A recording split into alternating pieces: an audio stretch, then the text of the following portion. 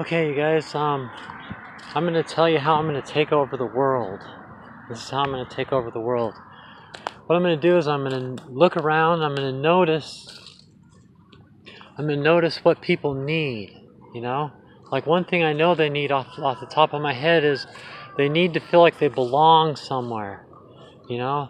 Humans are social creatures, they need to feel like they belong somewhere. So I'll figure out in what type of ways they belong somewhere, and then I'll group them together in those groups. I'll manipulate them so that they group themselves in those groups.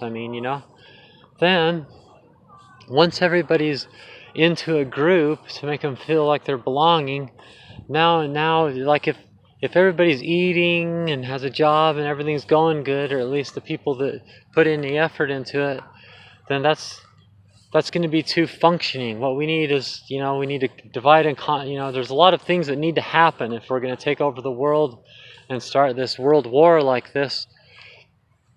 So what we need to do is we need to have, we can't have them like arguing over real issues like global warming and how to educate the youth, and we can't have them arguing over real issues that matter.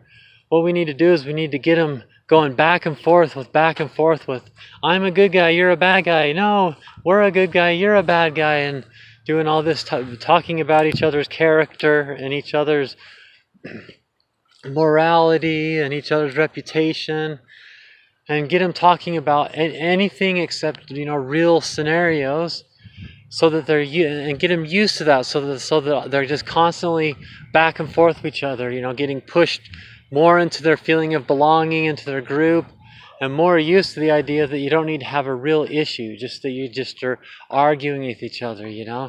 Predictably they'll go into skin colors and religions and things like that, types of music. And once they group together in those groups, then what I'm going to do is I'm going to get to know each group, and I'm going to figure out what each group's weakness is, and then I'm going to play that weakness against them. Like if one group likes to feel victimized and therefore to blame the other one. Human nature is to everybody, like no matter which group you're in, they're humans, and humans, one thing they can never do is admit they've done anything wrong. And they have a tendency to like to blame other people. So you get them in that blame game, you get them in that who's a good guy, who's a bad guy game, back and forth like that, neglecting real issues, but just going back and forth like that, pushing them into their little groups and feeling like they belong, and then doing all the, arguing about petty things, because then when you keep it simple, it makes it so they can hate each other. And then we'll get one group to try to take over the other group by getting everybody to feel like they have to do that or they're not good people, to dominate the situation somehow, like say they're racist or something, like change the definition of racism so that racism means when people don't agree with you, but yet all your philosophies can be based on skin color and all these things. But yet you call them facts, but then when someone disagrees with you, you call that racism. Just kind of switch it around so that nobody notices, so you can just keep it more and more focused on the types of personal attacks that's going to trigger that human nature, that's going to make this hatred and keep it off real issues, because real issues is going to activate real thinking and real brain power, so that then we'll start solving problems. And we don't want anybody solving any problems. We want there to be lots of problems, so there's lots of things that everybody can blame each other for, And then I'll create a meat puppet. That'll be the president of the most rich country, and I'll make him do I'll make him like be the epitome of all those things, like, oh, most people like me, so he'll pose with a Bible and say, I like Bibles, whether he likes it or not, not quoting any scriptures, just holding a Bible. And then, oh, most of my followers are rich, and I'm a rich person, so that's what I know, and that, what do my people like? Well, they hate transgender people, and they hate anything that they've decided to call a sin based on the Bible. They're afraid to research the subject of who wrote the Bible, because then they'll have to admit that it isn't the actual voice of God, because they need to keep it divine.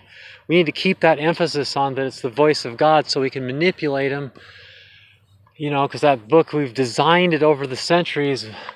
We've designed it so that we can use it that way. So we need to keep that in focus, so we have some type of friction, some type of traction, and then we'll just keep pushing them so that they're like that. And then everybody will be so weak that they'll stop using their minds, they'll stop exercising their bodies, and all the stress and everything will make their bodies extra susceptible to diseases and stress and mental illnesses. And then we'll just use, no matter how bad it gets, we'll use that against them, like we'll say that some like virus or something that goes everywhere, we'll say that it's the meat puppet's fault or something like that, like it could ever be a person's fault. And then, just keep, no matter what it is, no matter what the bad things are, no matter what the problems are, we'll make sure they're not real problems, but yet we'll add in a little bit of real problems, maybe even create some things that look like real problems, and then it'll give everybody lots of things to blame the other group. Just keep them in those groups, keep lots of hatred, keep them stupid. In this case, the definition of smart is to be unified and in focus with real problems, so that we can unify and knock the problems out and solve problems. You keep everybody divided and stupid, in other words, racist and prejudiced and things like that. You keep everybody like that, then you can completely manipulate them. They're just at your beck and call. So then we do that. Then what we're going to do is we're going to assemble an army, because we've got lots of people. We're going to focus the attention of the media, and then we're going to focus the attention of the stories and everything on this rich country, because it's always easy to blame rich people for all your problems, because generally everybody's poor. Because the reality is that everything's a comparison, no matter what. Rich and poor, tall and short, fat and skinny, everything's a question of relativity. So there's always going to be rich people and there's always going to be poor people, because everybody's always going to be comparing each other to each other. And then there's going to be buzzwords, and we'll just empower the buzzwords. I was in prison. I didn't have a mom and dad. I'm black. I'm Hispanic. I'm white. You just like, and so all these buzzwords that people can use, whether it means anything or not, whether it's based on reality or not, they'll be able to use those words to manipulate every situation, so that people have to agree or have to disagree or whatever, based on the groups that they're in and everything like that. And then meanwhile, we'll be assembling this army of people that hate this rich country, because everybody's blaming each other and everybody's blaming the rich country. It's got to be the rich country's fault. As long as you get people in that mentality, has to be the rich people's fault. And then the meat puppet will make the meat puppet so annoyingly stupid that everybody all over the world will just hate the country that much more, because of how much they hate their meat puppet president. My meat puppet president. And just have them say really stupid things and things like that, and just make everything just look like a joke, but yet have his followers following him so intently that they can't see that, because that's human nature. Doesn't do that. Remember, human nature, you can't admit you've done anything wrong, and so they can't see an error in the leader of their group, because that's the same as admitting you're wrong about something. See, we've got them unified in division and war and argument, where we're trying to keep them away from unifying in love and focus and solutions. We're trying to divide them into little petty groups, because we want them divided so that when we send the army in to come and get them, they'll just be a bunch of diseased, mentally ill cripples all over the place. We can take them over, we can take over their buildings, we can take over their bank accounts, we can place them into slavery, sex slaves. That's what a lot of us think would be fun, so we probably would do that, and then we would just take over that. But since that's a really evil thing to do, we know it's not going to work, for we know the time is short. So really we're just trying to just push this thing as far as it can go, knowing that it's going to be kind of like an avalanche at one point, you know. It's going to be too loud and everything's just going to break loose and go down the hill. But what we want to do is we want to live it up until that moment. So we're just going to keep pushing it and building it and pushing it and building it and making it last as long as possible, because we got like all this cool stuff going on. We got money and sex, and we got all these drugs. We got we got people believing everything, thinking we're cool, you know, and all this. We just want to take it as far as we can, you know. We know that we're not going to win. But anyway, this will be how I will take over the world. And so I'm really excited about it. I hope you guys can be excited for me for taking over the world like that.